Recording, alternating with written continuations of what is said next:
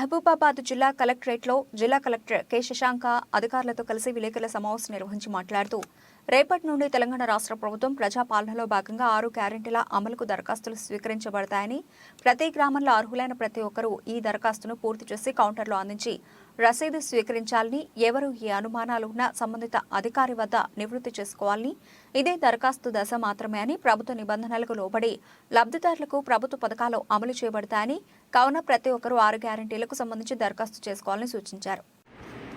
ఈ మూడు వాక్యాలను మీరు మననం చేసుకుంటారు. జనరల్ కౌంటర్ వాళ్ళకు రసీదు ఇస్తారా? జనరల్ కౌంటర్ లో మీరు రిసిప్ట్ తీసుకున్నాను. ఇతర సమస్యలు ఉంటాయి కదా సార్, చాలా మంది అప్లికేషన్ చేయడానికి ముందుకు వస్తారు, వాళ్ళకి రసీదు ఇస్తారా? రిజిస్టర్లో అయితే మేము నమోదు చేసుకుంటా ఉన్నాము. రసీదు గురించి కూడా అవకాశం ఉంటే ఆలోచిస్తాం ఖచ్చితంగా. పాత పెన్షన్దారులు, పాత రైతు భరోసాదారులు దరఖాస్తు చేసుకోవాలా వద్దా? మీరు వాళ్ళకు కూడా ఒకసారి అప్లికేషన్ కాపీ పంపిస్తారు. ఫార్వర్డ్ చేస్తే మాత్రం కింద నెలకు 4,000 మరియు దివ్యాంగుల పెన్షన్ 6,000 పొందేందుకు ఈ కింద వివరాలు తెలపండి.